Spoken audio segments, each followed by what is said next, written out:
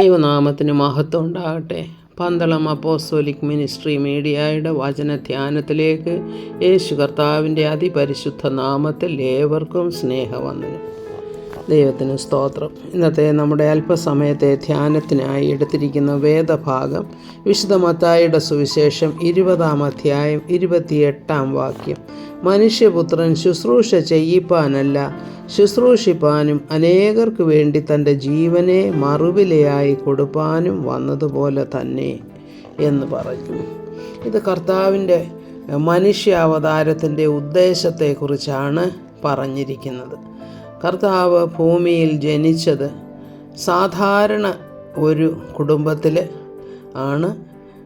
അതുപോലെ തന്നെ സാധാരണമായ ജീവിതം നയിച്ച് ജീവിക്കുകയും ചെയ്തു. 30 വയസ്സുവരെ. അത് കഴിഞ്ഞാണ് കർത്താവ് പരസ്യ ശുശ്രൂഷ ആരംഭിക്കുന്നത്.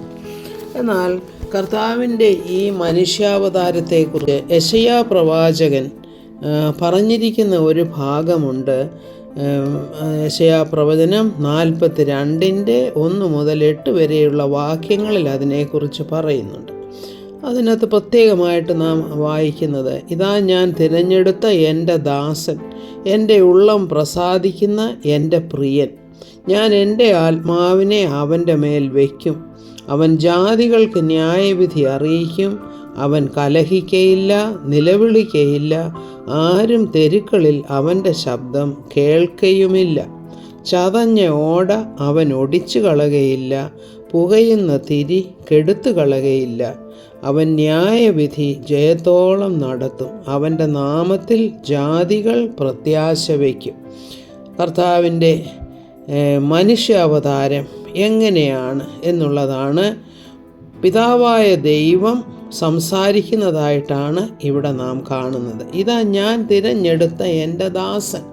അതായത് ദാസനായിട്ടാണ്, അതായത് ദൈവരൂപത്തിലിരിക്കെ ദൈവത്തോടുള്ള സമത്വം മുറുകെ പിടിക്കാതെയാണ് കർത്താവ് ഭൂമിയിൽ മനുഷ്യജന്മം ഏറ്റെടുത്തതെന്ന് നാം ലേഖനങ്ങളിൽ വായിക്കുന്നുണ്ട്. അത് തന്നെയാണ് ഇവിടെ പറയുന്നത്. എൻ്റെ ദാസൻ, എൻ്റെ ഉള്ളം പ്രസാദിക്കുന്ന എൻ്റെ പ്രിയൻ എന്ന് വെച്ചാൽ ദൈവഹിതം എന്തായിരുന്നു? മനുഷ്യകുലം, അതായത് മനുഷ്യർ രക്ഷിക്കപ്പെടണം, പാപത്തിൽ നിന്നും വിമോചിതരാകണം, വിശുദ്ധിയോടെ ജീവിക്കുവാൻ അവർക്ക് സാധിക്കണം. ഇതായിരുന്നു അവരുടെ, അതായത് തൃത്വമായ കർത്താവിൻ്റെ ഉദ്ദേശം. തൃത്വമായ കർത്താവെന്ന് പറയുമ്പോൾ പിതാവും പുത്രനും പരിശുദ്ധാത്മാവുമുണ്ട്. അപ്പോൾ പിതാവ് ആഗ്രഹിക്കുന്നത് തൻ്റെ പുത്രൻ ആരെനിക്ക് വേണ്ടി പോകും, ഞാൻ പോകും എന്ന് യെശയ്യാ പ്രവചനത്തിൽ പറഞ്ഞിരിക്കുന്നത് പോലെ തന്നെയാണ്. ആര് മനുഷ്യരാശിയുടെ രക്ഷയ്ക്കായി പോകും? അപ്പോൾ പുത്രൻ അത് ഏറ്റെടുക്കുകയാണ്. ഏറ്റെടുത്തിട്ട് ഭൂമിയിൽ വരികയാണ്. വന്നിട്ട് എങ്ങനെയാണ് കർത്താവ് പ്രവർത്തിക്കുന്നത്? ഒരു ദാസനെ പോലെയാണ് കർത്താവ് മറ്റുള്ളവർക്ക് ശുശ്രൂഷ ചെയ്യുന്നത്. അല്ല ധാർഷ്ട്യത്തോടെ സംസാരിക്കുകയോ അല്ലെങ്കിൽ കോപിക്കുകയോ ഒന്നുമല്ല ചെയ്യുന്നത്. അവൻ കലഹിക്കുകയില്ല, നിലവിളിക്കുകയുമില്ല, തെരുക്കളിൽ അവൻ്റെ ശബ്ദം കേൾക്കുകയുമില്ല. അപ്പോൾ ഇതെഴുതിയിരിക്കുന്ന വേദഭാഗത്ത് അതിനു മുൻപ് നാം ഒരു കാര്യം കാണുന്നത്, കർത്താവ് അവിടെ കൈ വരണ്ട ഒരു മനുഷ്യനെ സൗഖ്യമാക്കുന്നതായിട്ട് നാം കാണുന്നു. അതൊരു ശബത്തായിരുന്നു. ശബത്തായിരുന്നത് കൊണ്ട് അവിടെ ഉണ്ടായിരുന്ന വേദപണ്ഡിതന്മാരായ പരീശന്മാരും പ്രമാണികളുമൊക്കെ കർത്താവിൻ്റെ ഈ പ്രവൃത്തിയെ എതിർത്തു. കാരണം ശബത്ത് ലംഘിക്കുന്നു. അവർക്ക് മനുഷ്യൻ്റെ നന്മയല്ല, അതിനേക്കാൾ അധികമായി നിയമം പാലിക്കണമെന്നുള്ളതാണ്. അപ്പോൾ കർത്താവ് എന്താ അവരോട് പറയുന്നത്? മനുഷ്യനെ ഉണ്ടാക്കിയത് നിയമത്തിന് വേണ്ടിയിട്ടല്ല, നിയമം മനുഷ്യന് വേണ്ടിയിട്ടുള്ളതാണ്. ശബ്ബത്തിലും നന്മ ചെയ്യാം. ശബ്ബത്തിൽ നിങ്ങൾ ദൈവത്തിനെ ആരാധിക്കണം, ദൈവത്തോടുകൂടെ സമയം ചെലവഴിക്കണം എന്നുള്ള ഉദ്ദേശത്തോടുകൂടെ സമയം വേർതിരിക്കണം. അപ്പോൾ തന്നെ ചെയ്യാവുന്ന നന്മകൾ അപ്പോഴും ചെയ്യാം. നന്മകൾ എന്ന് വെച്ചാൽ അത് പ്രവർത്തികളായി തീരുന്നു എന്നാണ് അവർ വാദിക്കുന്നത്. പ്രവർത്തിക്കാൻ പാടില്ല, യാതൊരു വിധത്തിലും ഒരു പ്രവൃത്തിയും പാടില്ല. അന്ന് ദൈവമുൻപാകെ മാത്രം ഇരുന്ന് ശബ്ബത്തിൽ കർത്താവിനെ ആരാധിക്കണമെന്നുള്ളതാണ്. അപ്പോൾ എന്താണ് വാസ്തവത്തിലുള്ള ദൈവാരാധന? ദൈവത്തോടുള്ള സ്നേഹവും മനുഷ്യനോടുള്ള സ്നേഹവുമാണ് വാസ്തവമായുള്ള ദൈവാരാധനയുടെ കാതലായിട്ടുള്ള ഭാഗം.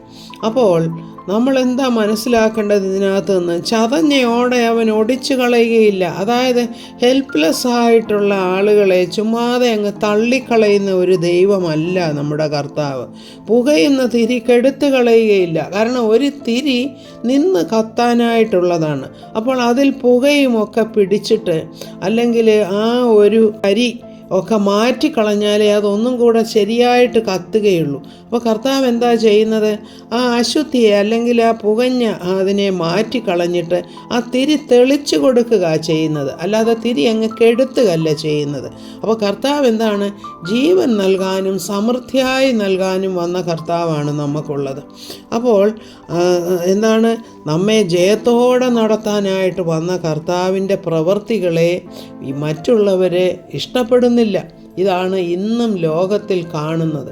അപ്പം നാം എന്ത് ചെയ്യണമെന്ന് വെച്ചാൽ, നാം നമ്മെ തന്നെ താഴ്ത്തി മറ്റുള്ളവരുടെ നന്മയ്ക്ക് വേണ്ടി നമ്മുടെ നന്മയും നമ്മൾ ചെയ്യണ്ടെന്നല്ല അതിൻ്റെ അർത്ഥം. എന്നാൽ നന്മ ചെയ്യുന്നതിൽ ഉത്സുകരായിരിക്കുക എന്നുള്ള ഒരു ദൂതാണ് നമുക്ക് ഈ ഭാഗത്ത് നിന്ന് ലഭിക്കുന്നത്. അങ്ങനെ ആയിരിക്കാൻ കർത്താവ് നമ്മെ സഹായിക്കട്ടെ എന്ന് പ്രാർത്ഥിക്കുന്നു. സകല മഹത്വവും കർത്താവിന്. ആമേൻ. Praise the Lord.